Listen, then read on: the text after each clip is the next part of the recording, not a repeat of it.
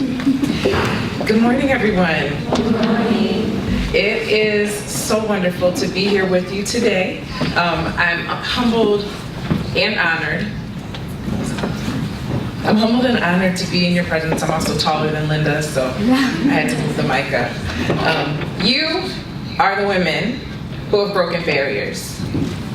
You have solved the problems in some of the most challenging issues in technology. And you've made incredible strides for young women that will forever change life as we know it in our world. So, please turn to the person next to you. Give her a high five, a fist bump, a hug, whatever way you want to show love. And tell her you are incredible. Incredible. That's right, get everybody around you. As Linda said, I'm Michelle Russell. I'm the Vice President of Programs for AnitaB.org.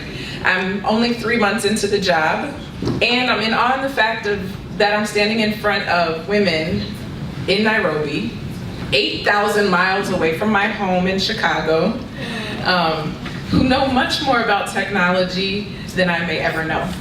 So, you may imagine that I'm just a little bit nervous and somewhat intimidated, but after making the 24-hour trip, I can't turn back. So before I delve into my talk, I want to take a moment to celebrate because after all, that is the theme of this conference.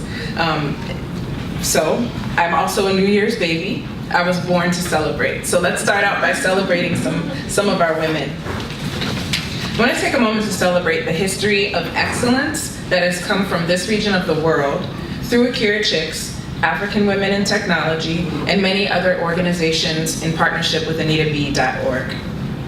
In 2017, we honored Marie-Claire Mercatet with our Abby Change Agent Award. Marie-Claire served as Vice President of a masterminding circle called Girls in ICT Rwanda in 2013, founded a social nonprofit organization called Refugee Girls Need You that was a major focus of teaching ICT for teenage refugees in Rwanda in 2014, built and designed a project called Inspire, Connect, sorry for changing pages, and Innovate in STEM in 2015, which involved visiting high school girls and teaching young girls cutting-edge technology concepts. Marie-Claire won the Technovation Challenge and became Rwanda's master educator. Some of you may know her. I don't know if she's in the room, but I still wanted to celebrate because she's coming from this area of the world, and it's really important that we acknowledge all of the women who've come before us. In 2016, we honored Amanda Gichoro, native of Kenya. I don't know if she's in the room either. Is she here? Okay. And co-founder of Tech Republic Africa.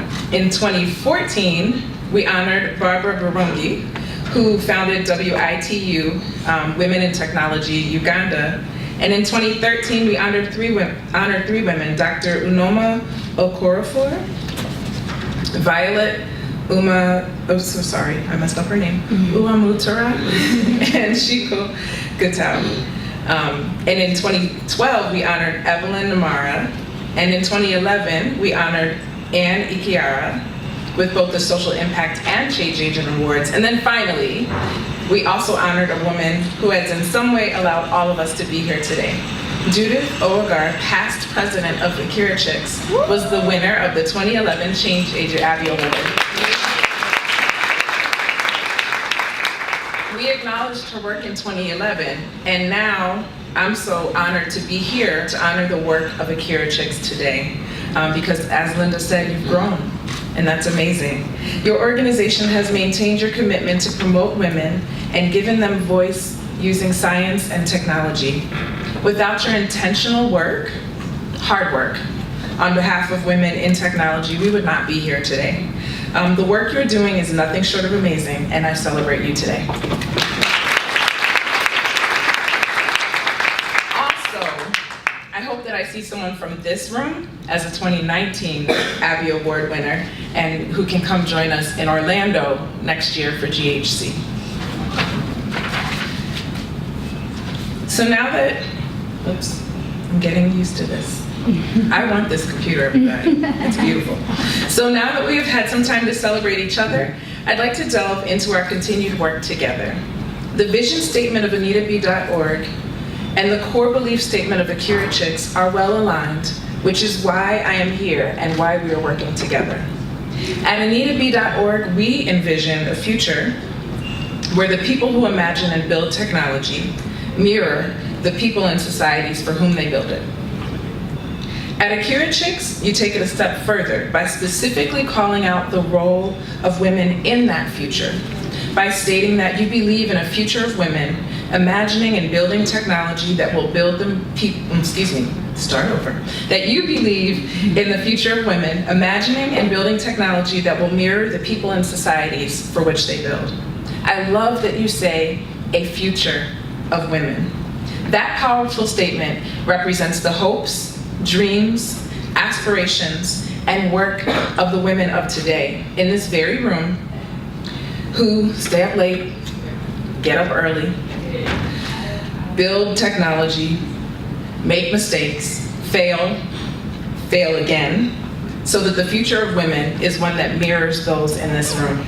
That future is not one that occurs by happenstance. Rather, it is a future that we work towards every single day of the year.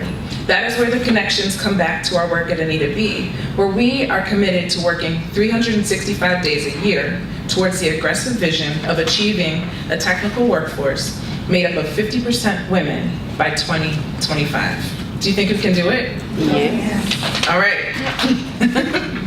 23 years ago, there you go. Some of you weren't even born 23 years ago. I'm almost one of the oldest people in the room at age 40. How did that happen? Okay, 23 years ago in 1995, when I graduated from high school, our organization's namesake, Anita Borg, stood on stage at a Women in Science and Engineering conference and issued a challenge. She asked the members of the audience to set their sights on a technical workforce made up of 50% women by the year 2020. Her mantra was 50-50 by 2020. We haven't gotten there. When Anita made that speech, 37% of computer scientists in the US were female. And 2020 was still 25 years off into the future. It seemed like an ambitious goal, but still an achievable one. But today, we're looking at a very different workforce. Suffice it to say, we're not going to make it to 50-50 by 2020, or any time in the foreseeable future, without some sort of drastic intervention. And that's why I'm here. In the past few years, the numbers around women's representation have been improving, albeit very slowly. Companies are making incremental progress, but it's not happening fast enough. And for women of color, the women who are in this room today, the numbers are even more disheartening. We've made small measures of progress, but only certain classes of women have enjoyed the benefits. To put it more plainly, in the US, the increases in women's representation have gone almost entirely to white women, and to a lesser degree, to the women of Asian descent. The US Department of Labor tells us that just 5% of people who look like me, African American women, a group that makes up 13% of the American population, are in tech. The numbers for Latinas are even worse, and Native Americans' representation is so low that they don't even report it. While I recognize that this is a US context, and I know I'm in Nairobi, it connects the broader global context where companies continue to choose men over qualified women and have work environments that cast women aside rather than support their growth. And I also learned from some friends last night that there are so many women who want to enter the job force here, but there aren't enough jobs for the women who want to be in technology. So we have to look at creative ways to make sure that everyone is at the table. The lack of support and promotion of women is not only completely unacceptable, but it is also unsustainable at a time where the growth of young women who are hungry to enter the technology space is exploding. This is why I know that it's possible to reach our new goal of 50-50 by 2025. So, some of you have had the opportunity to talk with me. I need you to know that I am a former high school principal up until 4 months ago. I led a STEM school for young women. This image that I lifted from the Akira Chicks Twitter feed reminds me of why our vision of 50-50 by 2025 is possible. These 30 scholars, some of whom may be in the room today, are our future. When I was the principal at Young Women's Leadership Charter School in Chicago, I reminded my young women of their potential every single day. I told them that they were not only the leaders of the future, but they were the leaders of today. We structured our curriculum to teach science, technology, engineering, and mathematics, while infusing empowerment and access to hands-on learning in order to help our young women see themselves as scientists, technologists, engineers, and mathematicians. I had the pleasure of seeing one of my girls, now turned woman, in action last week. I took my dog to the veterinarian. His name is Charlie, and I love him. And I was greeted by my former student, Tatiana, who is now 22 years old and remembers me as her principal when she was just 13 years old. She shared that she had recently graduated from college and is now working towards becoming a veterinarian. As part of that process, she has to do 6-month rotation in various areas of the animal hospital. She shared that she's impatient to get to the real work. She doesn't really like being at the front desk. She shared that she knows she is more capable to do the job and wants to do it well. I reminded her that every job requires patience, but it is good that she has the drive to move forward. I ended the visit by telling her how proud I am of her and her accomplishments. She is literally doing exactly what I told her she would be doing 9 years ago. She's becoming my future. So, there's a popular t-shirt that all of my friends wear. Somebody might own this t-shirt in the room. And it simply says, "I am my ancestors' wildest dreams." I love the message because it makes me think of my Jamaican grandmother drilling all of her grandchildren with the same message. Good, better, best. Never let it rest until your good is better and your better best. My grandmother was a strong woman, a mother of 8 who worked tirelessly to ensure that each of her 8 children did well and went to college. She literally tricked my father into going to college and told him that he was not welcome to return home until he completed his studies. I can tell you the whole story later, there's more to it. But the broader point is that she was a woman who knew the value of education and insisted that all of her children had access to what they deserved in order to be successful. That is the access that each of you are creating right now by being in this room. You are committed to a future that no one has dreamed of. You are opening doors for others to come behind you. You are your ancestors' wildest dreams. However, we all know that those dreams require intentional hard work. That hard work for women in technology can often be isolating, and at times you may want to give up, but let me encourage you. Look to your right again, and now look to your left. The support you need to push forward is right there next to you. These are the women who will push you. The women in this room are the ones who will build us, serve, and lead so that technology will mirror us. Let's break this concept of building, serving, and leading down. For me, each of these statements about what she does connect to words that guide my work at anitab.org as we strive to lead a movement to change the world for women in technology. She builds. For me, this speaks to passion. Each woman in this room has an idea that will change our world forever. You have shared your idea with friends, family, colleagues. They might think you're crazy. Some of them may look at you like you're crazy and that you can't let go of your own ideas. You mull over an idea that stems from your passion until you begin to build. As you build, you identify ways in which that idea that you are building will serve your community and people around the world. This is why your presence is made known. This is where your presence is made known and you begin to serve. I work in an organization where my CEO, Brenda Wilkerson, who plans on being here next year, so make sure you ask us to come back. She walks her talk. She provides an example of what it means to serve women in technology, and she has tasked our organization with ensuring that we are serving women 365 days a year. For me, that means spending time with women like you to learn exactly what it is needed in order for you to feel supported. I'm learning that support can be something just as simple as sending out a tweet. Or it can be as complex as building a membership strategy, which you'll hear a little bit about later, so that we can have access to resources. I'm driven to serve women because my service contributes to a global movement where we are attaining 50-50 by 2025. A movement where women of all racial backgrounds and cultural backgrounds are welcomed into the world of technology and provided equitable access to the resources we deserve. Changing the entire direction of an industry, especially one that's so overwhelmingly homogenous, is a huge task. Some might say an impossible task. But changing the direction of the industry that is remaking our very way of life and will continue to do so, that constitutes a movement.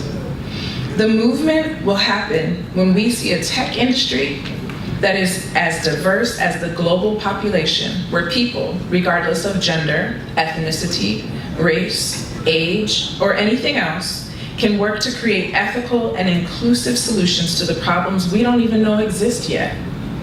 The power of inclusivity comes from people who are in this room, who have unique experiences and backgrounds. They provide us with opportunity. But for us to fulfill that vision, we have to recognize it is not just about creating workers who can fill jobs of the future. It's about creating citizens who know how to think critically and how to understand what the jobs require, which are plentiful and pay well, and open doors to a new way of life, a new way of being. When we equip everyone, we make the difference. Does anybody know the woman who's up on the screen right now? No? Okay, so this is Jessica Matthews. Jessica was attending her aunt's wedding in Nigeria. During the celebration, the power went out. We all know how generators work. So Jessica was amazed at how unfazed everybody was when diesel generators were brought in to keep the celebration going. The experience prompted, by the way, she was in Nigeria but lives in the US, just to give you more context. The experience prompted her to think of a creative way to deal with power outages. She came up with the idea of a renewable energy football, the real kind of football, not the American kind, that charges up as users play. 3 years later, she had a product and a company. Jessica's company also came up with a power-generating jump rope. For me, Jessica's power was in the fact that she created the jump rope when she realized so many young women were left behind with the technology that she had created due to social norms about girls playing football in some communities. It's not likely that a man would have seen that. Sorry, men in the audience. Men may not have seen the problem since they would have been on the football field generating power with the football, while so many young women were forced to be on the sideline. And don't worry, I know there are plenty of women footballers. This is why tech needs to be built by and mirror people who use it. While I love Jessica's story, hers is not typical. Her parents run a tech company. So she has always had access to computer science education.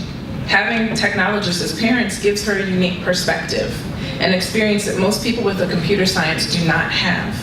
This is why it's so important for us to raise the next generation of young women who will in turn expose their families to technology. Access to computer science gives people the power to solve the problems that affect them and their communities. Think about the problems facing people all over the world. Now, imagine if the people who are passionate about those problems also had the technical knowledge and tools to start building solutions. Imagine the big, beautiful, amazing, and accurate solutions we could see if the people who knew the most about the problems had the technological fluency to create the solutions. This is the world you're creating. You are the women who are sitting in this room who are actively using your passions to build technology that will serve people around the world and lead to a movement of change where future women will not be able to imagine a time where women were not equitably represented in this work. There are many who might say the work that we've taken on at AnitaB.org is impossible. I've already told you why it's not. Giving all women with all their beautiful intersectional attributes an equal seat at the table of technology, Lots of people think it can't happen, but I know we're going to achieve this vision. We have to do this, because right now, the tech industry is deeply broken. It's suffering from a crisis, and if we don't start fixing this part of our culture, we're going to make major trouble, or be in major trouble. Let's be real, we're rapidly moving towards an employment base where every company is a technology company. Companies that we haven't traditionally thought of as tech companies are hiring tens of thousands of technologists. You all will have jobs. So we must get this right, and we must start focusing on the people at the center of the issue if we're going to make it happen. We're laser focused on you at AnitaB.org, the women we serve. Oops. It's advancing on its own. I didn't do that. We are carrying the torch, and we will keep the fire burning so that the dream can become a reality. We will build a new culture in tech, and I hope you'll join us in this work. Yeah. The words of my grandmother ring in my mind every day. I must never let my work rest until my good is better and my better best. No matter how many people try to tell you that what you envision can't be done, it doesn't have to be true. You don't have to have all the resources you need when you start. But passion and presence and movement, the three threads that when woven together, they can make anything happen. So at the end of the day, we serve people best when we set out to do something really hard in service to people, and then we achieve it. When we achieve it, others know they can do the same. So now, I put the challenge back to you. It's up on the screen already. What do you believe that we, all of the women in this room and men, what do you believe we need to do in order to achieve 50-50 by 2025? What does 50-50 mean from your local community's context? And how should your context contribute to the work that AnitaB is doing? As I close today, I'd like you to take a moment to answer those questions. And being a limited tech woman, you can see that I just used a Google form, very non-technical, but it does the job. So there are 2 links on the screen. Please use your device. You can do it now, you can do it later, but please use your device to go to the first Google form to provide your feedback regarding what you think AnitaB should be doing to achieve 50-50 by 2025. The second link, that offers an opportunity to you that I'm really excited about. Part of my new work as the Vice President of Programs is to build our membership. And I want you all to participate as our inaugural members who will help us develop what membership means for women around the world. Our work has been so focused on the US, but we really need to look at all women across the globe to make sure that we're meeting your needs. So I want to see, so right now we have 1,200 people signed up. So if you go to AnitaB.org/membership, you can sign up to be one of our inaugural members. 1,200 people are signed up already. By the end of today, I want to see 1,500 people signed up, because there are 300 women who are here today and should be participating. I can't thank you enough for allowing me to join you for this amazing conference today. I'm deeply honored to be here with you as a member of this movement to change tech. Together, we can transform this industry. We can improve access to computer science education. We can improve access to opportunities in the field. And most importantly, we can make sure that everybody gets to learn about and use technological tools that will solve problems and make our world a better place.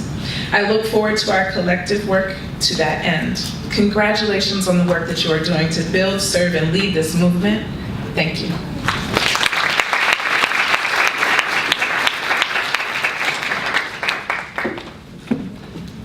You know I have a gift. I didn't, but I thank you. Yeah. So thank you so much, Michelle. And as is tradition in the African continent, people don't go home empty-handed, do they? No. We don't even believe like in that. So we have a great gift that we believe represents us.